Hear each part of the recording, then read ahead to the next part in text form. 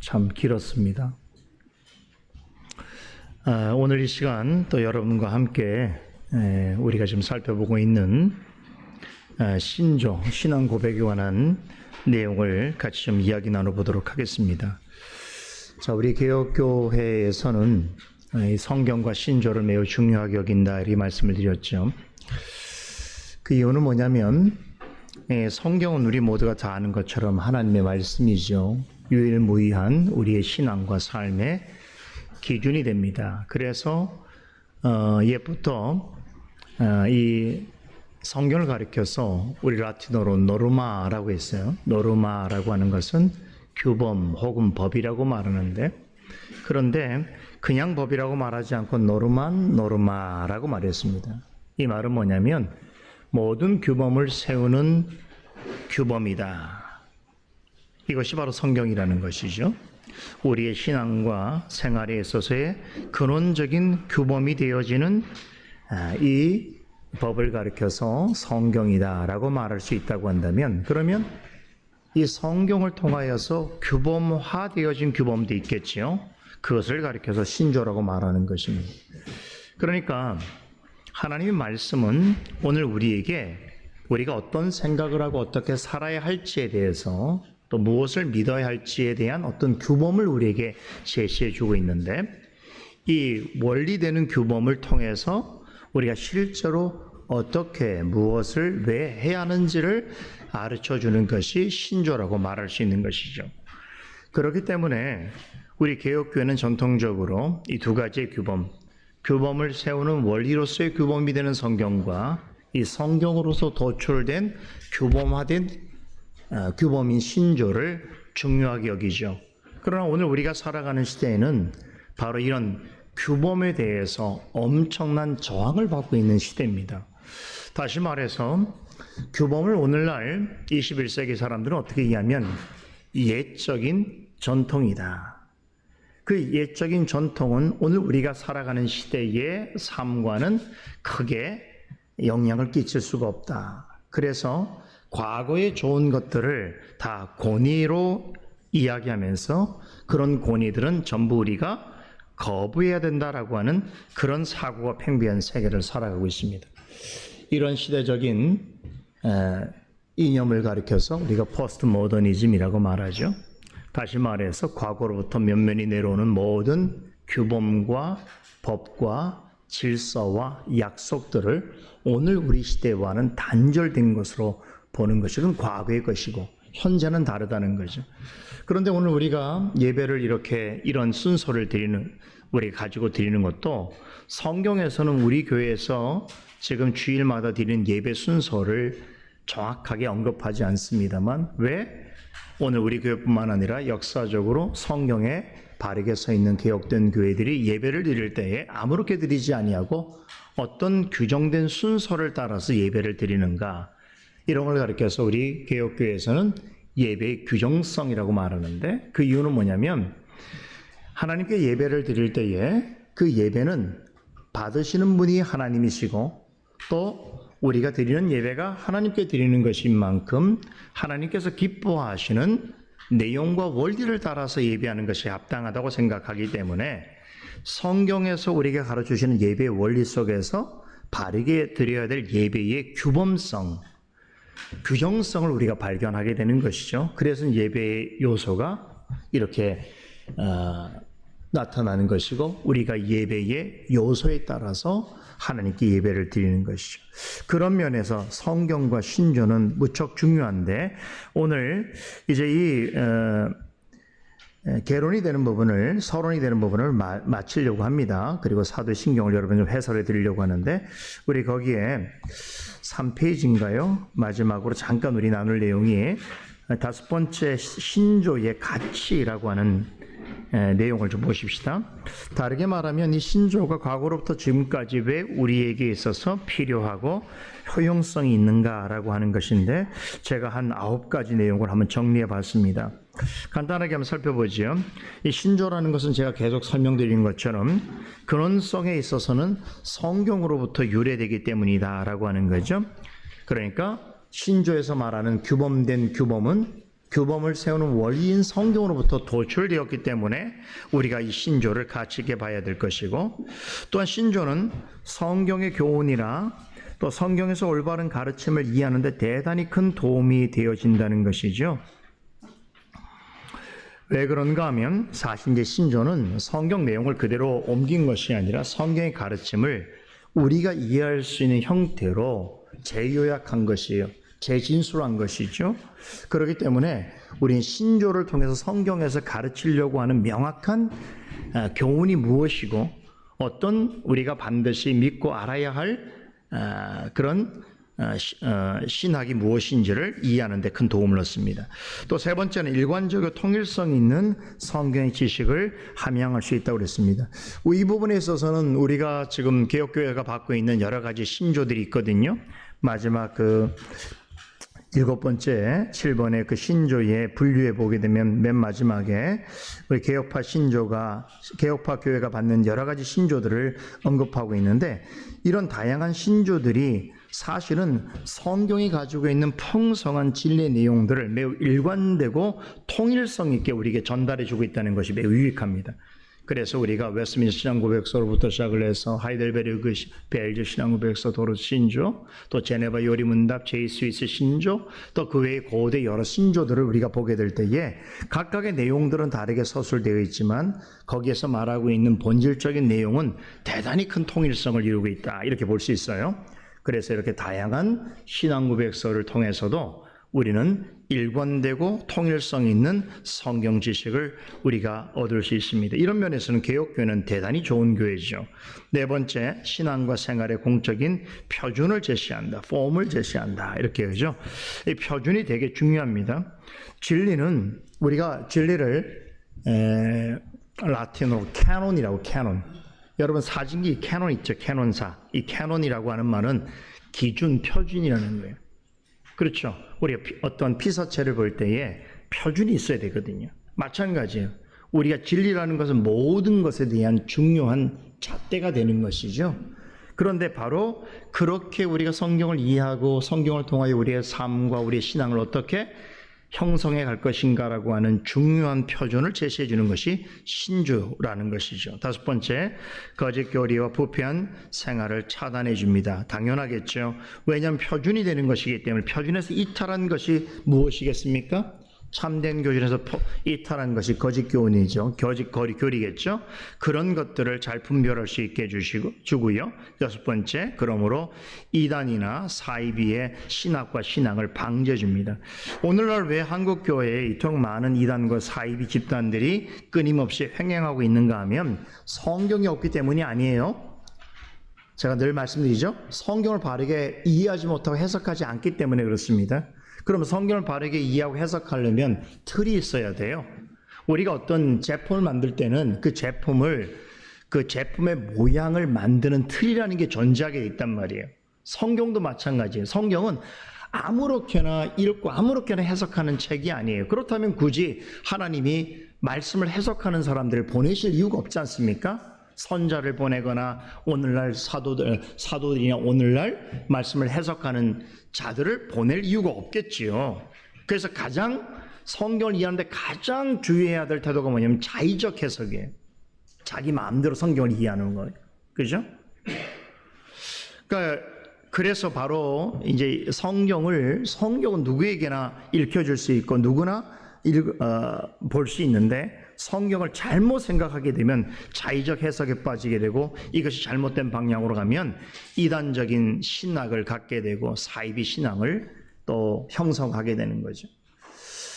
굉장히 무섭습니다. 여러분 요즘에 한국 교회 그 이단들이 여러 가지 정치 분야 또 혹은 사회 분야에 침투해서 오늘날 우리 한국 사회를 얼마나 크게 좀먹고 있는지를 여러분 보고 계시죠? 이단이 무섭습니다. 이단에 빠진 사람들은 정신세계가 이 정신이 파괴되어 있어요. 근데 그들이 무엇 때문에 파괴되냐면 성경 때문에 파괴되는 거예요. 그런데 하나님 말씀을 가지고 어떻게 정신을 파괴시킬 수 있어요? 성경을 잘못 해석하게 되면 사람이 그렇게 생각과 삶이 파괴될 수 있습니다. 그렇죠. 그런 역사가 여러분 과거로부터 지금까지 계속 반복되고 있는 거예요. 그러니까 과거의 잘못된 역사를 성경에서 기록하고 있고 교회 역사를 통해 우리에게 제시하고 있을 때에 우리가 왜 역사를 알아야 하는가 하면 과거에 이미 잘못되어서 하나님 앞에 판단받은 것들을 우리가 지금은 하지 않기 위해서 하는 거예요. 그렇죠. 근데 역사를 모르면 어떻게 되겠어요? 객관성이 사라지게 되죠. 이 교리도 마찬가지예요. 사도신경으로부터 우리가 받는 모든 이 신조는 교회 역사 속에서 공교회적으로 인준된 거라면 이게 얼마나 중요한 개인이 하는 게 아니에요. 교회 전체가 받아들이는 것이기 때문에 여기 하나님의 역사가 있단 말이에요. 그렇죠. 그러니까 이런 것에 이탈한 사람들은 거의 아무리 좋은 신앙을 가지고 있다고 해도 이단적이거나 사이비적일 가능성이 대단히 높은 것이죠. 7번째는 정통과 이단을 구분하는 매우 중요한 기준이 되겠죠. 여러분, 정통이나 이단이나 다 역사가 매우 깊습니다. 정통의 역사만 있는 게 아니에요. 이제 우리가 곧 사도신경으로부터 시작해서 우리 교회에서 받은 고대 신조를 공부하겠습니다. 이 고대 신조가 작성되는 그 시기, 다시 말하면 AD 1세기에서부터 5세기까지의 그 기간은 사실 역사상 가장 많은 이단들이 배출된 시기였습니다. 그러니까 이단의 역사도 정통 교회의 역사만큼이나 길어요. 어떤 면에서는 우리 정통 신앙 고백이 나오기 전에 이단의 교리가 먼저 나왔거든요. 그러니까 이단의 교리가 나와서 그것에 대해 분별하고 바른 교리를 세우기 위해서 정통 교회 교리가 나오게 된 것이. 그런 면에서는 이단 교리가 더 먼저 있었다고 말할 수도 있단 말이죠. 우습게 생각하면 안 됩니다. 그래서 정통과 이단을 구분할 수 있는 매우 중요한 캐논, 표준이고 잣대가 된다, 이런 얘기죠. 8번째, 체계적이고 실질적인 신앙 교육을 하는 도움이 됩니다. 여러분, 우리가 진리라는 건 어느 시대니 변함이 없지 않습니까? 그러니까 초대교회 성도들이나, 그렇죠? 그 이후에 모든 세대의 성도들, 오늘 우리에게까지 21세기 살아가는 우리에게까지 그리스도의 보편교회에 속하여 있는 성도들이 갖고 있는 그 신앙의 내용은 근본적으로는 같은 것이죠. 그러면 그 역사를 우리가 우리 몸으로 소급해 갈 수 없잖아요. 그럼에도 불구하고 우리는 무엇을 통하여 우리의 앞서 살았던 믿음의 선진들과 우리의 신앙의 선배들과 만나게 되냐면 바로 이러한 공교회적인 공통된 가르침을 통해서 만나게 되는 거예요. 무서는 성경이고 또 모든 시대에 고백되어진 신조라는 말이죠. 8번째, 교파 간의 구별과 또 화해와 일치를 도모합니다. 오늘날 이제 교회의 어떤 트렌드는 뭐냐면 세를 모으는 거예요. 그 교단들 세를 모으기 위해서 뭐 합종 연행하고 또 심지어는 이제 캐톨릭하고도 막 개신교하고 연결이 되어지고 막 그렇죠. 그래서 세계적으로 여러 가지 이제 그 연합을 위한 기구들이 막 만들어지고 평화라는 이름으로 이제 교단과 교파의 구별이 점점점 사라지고 있는 그런 상태입니다. 그래서 이건 시대적인 하나의 흐름이고요. 이런 속에서 이제 개혁교회에 가는 길은 굉장히 좁은 길이 될 수밖에 없는 거죠. 우리가 어떤 특정한 과거로부터 지금까지 변함없는 신학의 내용을 붙잡고 교리를 근거로 해서 이 개혁신학을 붙잡는다는 것은 그들이 보기에는 뭐냐면 특정한 입장에 있는 것이고 그리고 자신만이 옳다고 생각하는 그런 주관적인 배타적인 신앙을 가진 자들로서 폄하받기가 되게 쉽습니다. 그런데 이런 일은 예수님 때로부터 있었으니까 여러분들 이런 평가를 받거나 조롱받는다고 해서 이상하게 생각할 것은 하나도 없어요. 그렇죠? 예수님과 사도들이 갔던 신앙도 당대에 유대인들로부터 얼마나 많은 조롱을 받았습니까? 헬라인들도 얼마나 무시를 했습니까? 그렇잖아요. 이게 진리를 품고 살아가는 사람들의 숙명 같은 거예요. 그렇죠. 그런데 오늘날 이렇게 교파 간의 어떤 특색들을 다 없애는 방식으로 교회를 하나 되게 하는 것이 과연 온전한 그리스도 안의 일치를 이룰 수 있겠는가? 이거는 불가능합니다. 그렇죠? 그래서 바로 이런 것들도 우리 개혁교회가 가지고 있는 이런 성경에 대한 바른 이해의 틀인 이 신조를 통해서 우리가 확인하게 되는 거죠. 9번째, 교회 질서와 교회의 건덕을 세우는 데 매우 유익한 것이죠.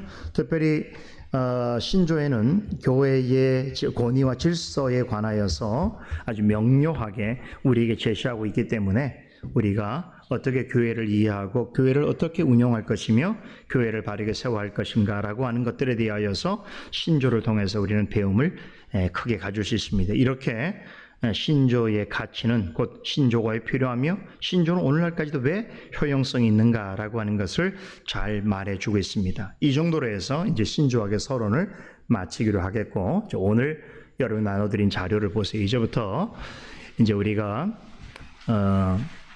우리 교회가 이 개혁주 신앙고백 모음집 맨 앞에 담고 있는 고대 신조를 여러분과 공부할 거예요. 자, 이런 내용들을 우리가 이제 익숙하게 우리 교회에서는 우리 교회는 이제 한 달에 한 번씩 고대 신조를 바꿔가면서 우리가 신앙 고백을 하기 때문에 우리에겐 익숙하지만 내용적으로는 좀 익숙할 수 있지만 이 내용이 담고 있는 의미나 왜 이것을 해야 되는지에 대해서 모를 수 있잖아요, 그죠? 그러니까 여러분들 이 시간 통해서 여러분이 잘 들어놓으시면 여러분들의 뭐 신앙 지식뿐만 아니라 여러분들이 예배드리는 마음에 있어서도 큰 도움이 될 것이다라는 생각을 좀 갖습니다.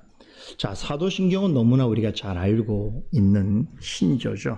우리 교회 역사상 가장 오래된 신조로 알려져 있습니다.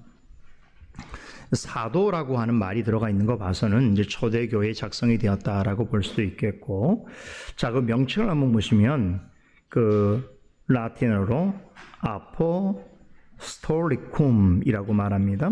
또는 심볼룸 아포스톨리쿰이라고 하는데요. 자, 이 아포스톨리쿰이라고 하는 말은 사도들의 가르침, 사도들이 전한 교훈, 혹은 사도들의 교훈의 요약, 이런 의미를 가지고 있는데, 거기 보니까 심볼룸이라고 하는 말, 우리 지난번에 배웠죠. 심볼이란 말이 신조를 나타내는 말이라고 그랬죠. 뭐라고 그랬어요? 함께 던지다, 함께 고백하다라는 거예요. 그러니까 사도들의 가르침을 공교회가 함께 고백하는 것, 그것이 사도신경이라는 뜻이에요.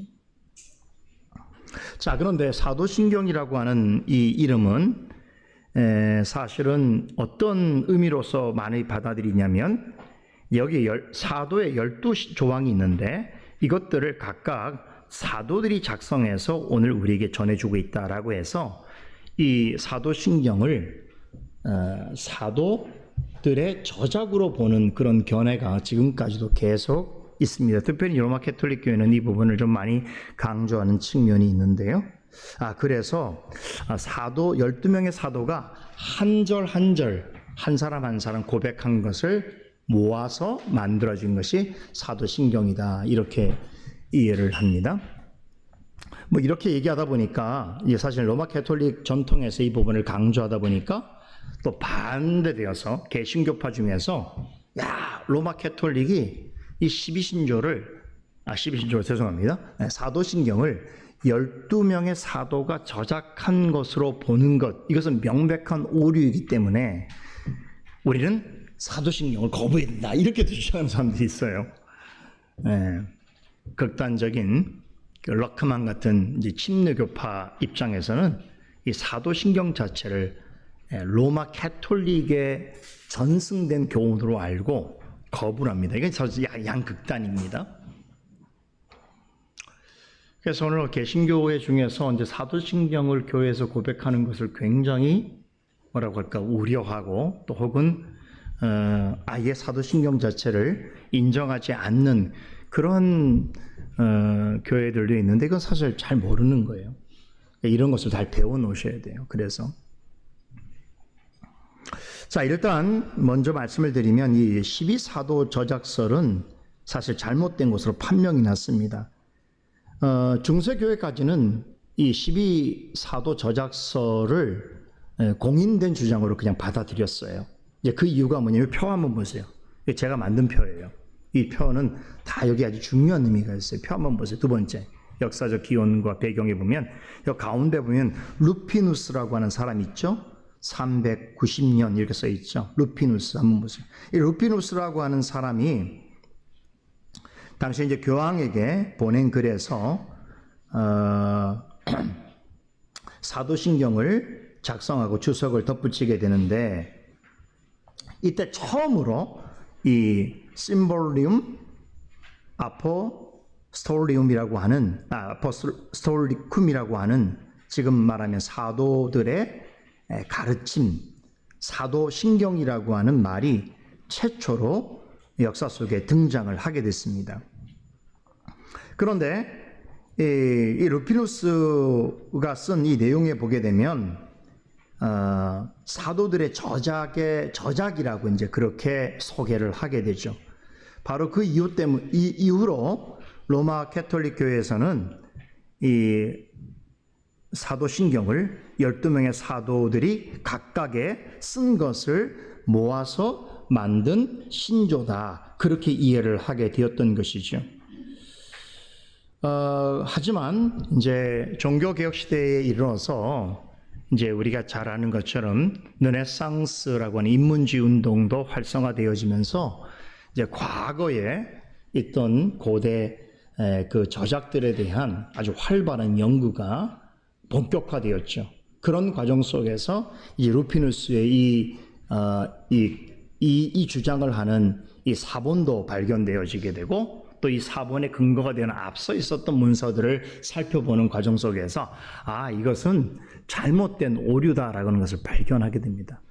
그래서 이제 로마 캐톨릭 교회는 굉장히 오랜 시간 동안 12사도 저작서를 믿고 있었기 때문에 이 주장에 있어서만큼도 사실 로마 캐톨릭 교회는 사도신경 자체를 로마 교회의 어떤 신조로 생각해서, 이런 이제 지금도 그런 인상을 갖고 있는 분들이 있는데, 우리 로마 캐톨릭 교회가 공인하고 인준한 이 사도신경을 우리 개신교가 받아들이고 있으니 너희들은 우리보다 아래에 있다, 이렇게 생각도 하는 분들이 있어요. 그건 굉장히 무지한 이야기예요, 사실은. 그래서 종교개혁 시대 때 이미 이제 이 여러 가지 사본학 연구를 통해서 이 루피누스의 주장은 잘못된 것이다라고 하는 것이 증명이 되었습니다. 그래서 이제 종교개혁 시대 이후에는 더 이상 우리 개신교에서는 12사도 저작서를 받아들이지 않습니다. 그 정도만 여러분 이해해 주면 되겠고요.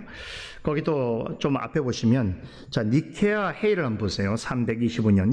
이건 좀 여러분을 기억하실 필요가 있어요. 앞으로 또 우리가 니케아 회의를 또 공부할 텐데 아주 중요한 회의거든요. 자, 325년에 니케아 회의를 기점으로 앞과 뒤를 한번 보셔요.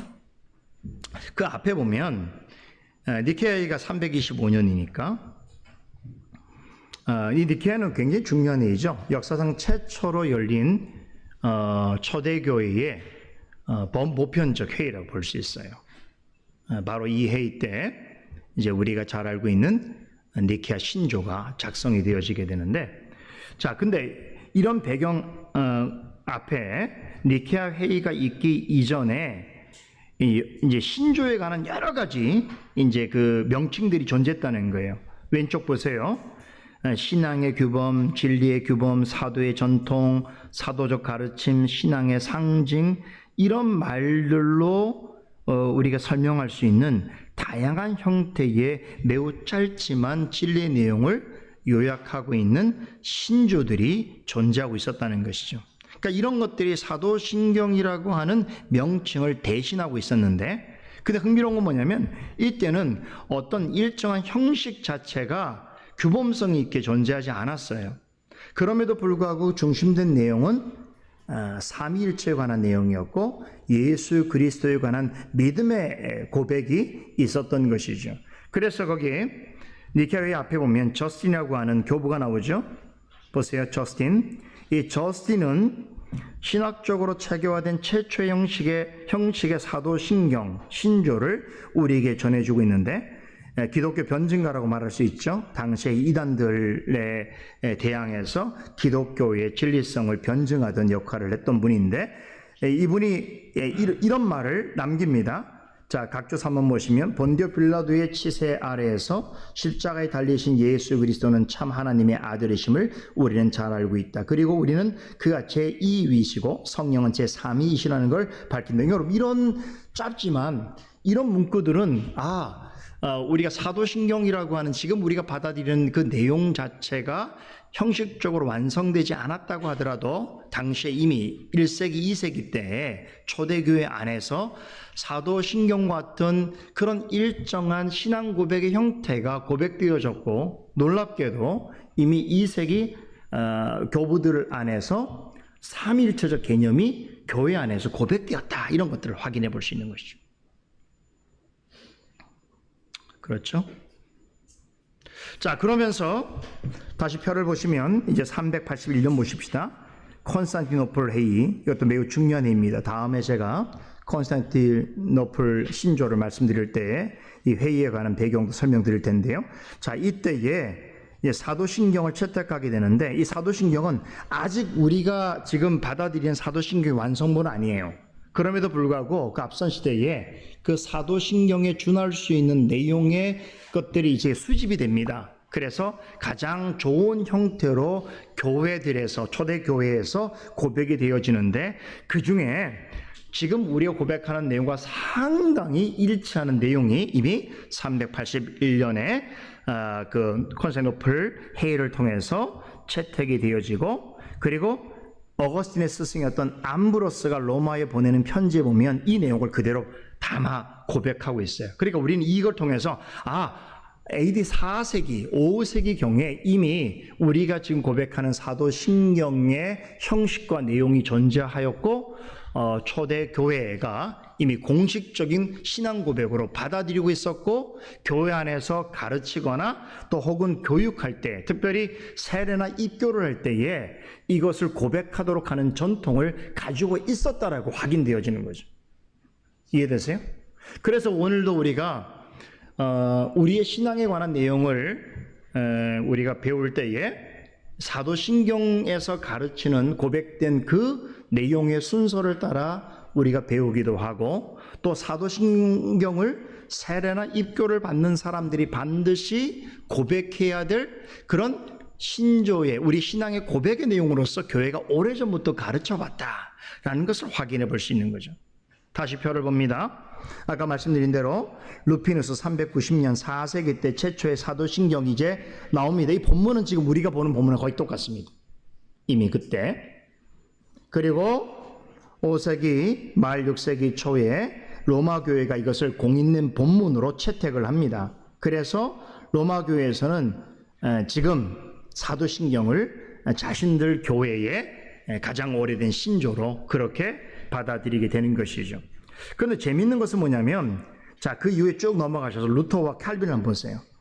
자, 루터와 칼빈 시대에 이들은 종교개혁자들이에요.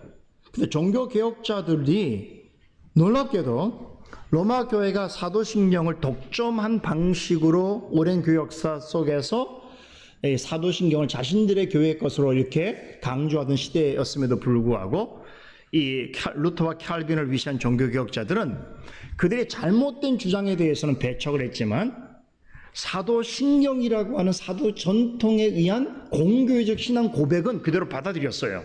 놀랍게도. 그래서 대요리 문답 같은데 루터는 지금 우리가 고백하는 똑같은 형태의 사도신경의 내용을 따라서 대요리 문답의 내용을 작성합니다.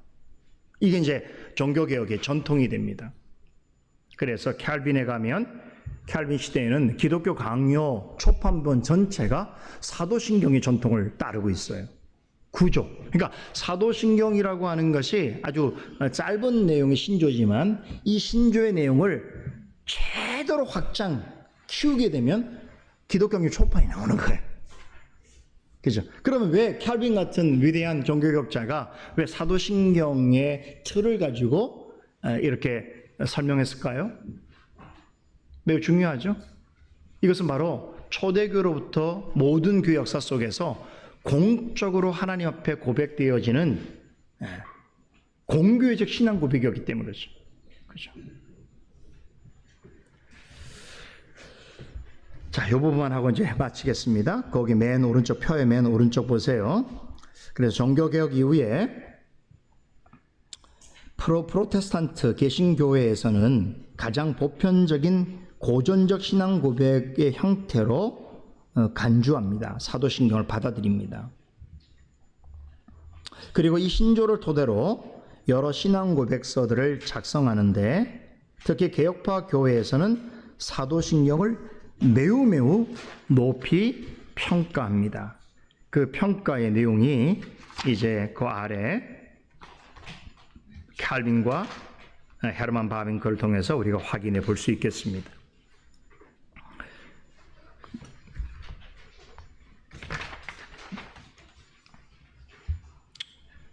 거기 요것만 보고 마칩시다.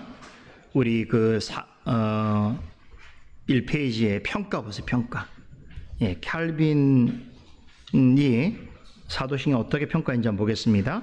사도신경은 우리의 구속의 중요한 점들을 간단히 요약하며 그리스도에 대해서 우리가 유의해야 할 일들을 일일이 분명히 보여주는 알람표와 같은 구실을 하고 있다. 나는 신경이라고 부르지만 그 저자 문제는 전혀 고려하지 않는다. 그러니까 12 저작서를 나는 인정하지 않지만 그렇다고 해서 누가 지었다고 하는 것을 명확하게 알 수는 없다. 그것은 중요하지 않다 이렇게 말하는 거예요.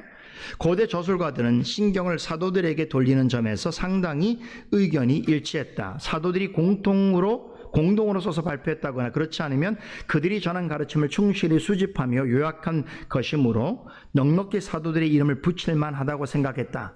사도신경이 어디서 나타났든 간에 교회의 바로 초창기, 즉 사도시대의 모든 사람이 이구동성으로 그것을 공중 고백서로 인정했다고 나는 확신한다. 어느 한 개인이 사적으로 쓴 것 같지 않고 사람들이 회상할 수 있는 가장 오랜 옛날부터 확실히 모든 경건자들이 그것을 신성한 권위로 인정했다. 우리가 유의해야 할 유일한 점에 대해서는 논란의 여지가 전혀 없다고 우리는 생각한다. 즉 우리의 믿음의 역사 전체가 신경에 감명하고 질서 정연하게 요약되었으며 성경의 순수한 증언에서 보증을 얻지 못하는 것은 하나도 포함되지 않았다는 것이다. 이 점을 이해한다면 저자 문제로 불안을 느끼거나 남과 논쟁하는 것은 무의미한 짓이다. 물론 성령의 진리를 확실히 파악하고 있으면서도 누가 그것을 말했다거나 썼다는 것까지 알지 못하면 만족하지 않는 사람들은 문제가 다르죠. 그러나 이 사도신경은 누가 기록을 했는가? 이것이 중요한 것이 아니라 그 내용이 담고 있는 것이 공교회가 어떻게 받아들이고 권위로서 인정하고 있는가? 그게 중요하다는 거예요. 자, 헤르만 바빙크만 보고 마치겠습니다. 헤르만 바빙크, 우리 칼빈주의 신학자 중에 3대 신학자로 유명한 화란의 헤르만 바빙크는 사도신경을 이렇게 정의합니다. 사도신경은 가장 오래된 신조다. 그것은 사도들 자신들이 규정한 것은 아니지만 일찍이 2세기 초에도 존재했다. 그리고 그것은 그리스도 자신이 주신 삼위일체적인 세례 명령으로부터 발전되었던 것이다. 근원에 있어서는 우리가 지금 알고 있는 것보다 더 짧지만 기초 형태는 같았다. 즉 그것은 기독교가 의존하고 있는 그 큰 사실들의 짧은 요약이었고 그와 같이 계속해서 그것은 공동체적인 근원이 되어 왔고 모든 그리스도 왕국의 통일에 끊을 수 없는 줄이 되고 있다. 자, 이런 권위 있는 신학자들에 의해서 사도신경의 가치가 어떠한 것인지를 이미 우리에게 잘 설명해 주고 있기 때문에 우리는 이 사도신경을 우리 교회의 공적인 가장 오래된 신조로 받아들이는데 주저함이 없어야 된다라고 하는 것을 여러분 말씀을 드리면서 오늘 여기까지 하고 마치겠습니다. 기도하겠습니다. 하나님, 주일 오전에 계속되는 신조에 관한 해설을 통해서 우리가 하나님 앞에 무엇을 믿고 고백하는지에 대한 공교회적인 신앙의 역사와 또 그 신앙의 내용의 존귀함을 생각할 수 있도록 도와주시고 모든 역사를 통해서도 하나님의 진리를 지키고 전하시는 그 하나님의 역사 속에 우리와 우리 교회가 함께 있음에 대하여 늘 감사하는 마음으로 겸허하고 또 온전한 그런 고백을 가지고 하나님 앞에 나아가는 우리 모두가 되게 하시고 그런 교회로 하나님 앞에 서갈 수 있도록 도와주시옵소서. 예수님의 이름으로 기도드리옵나이다. 아멘.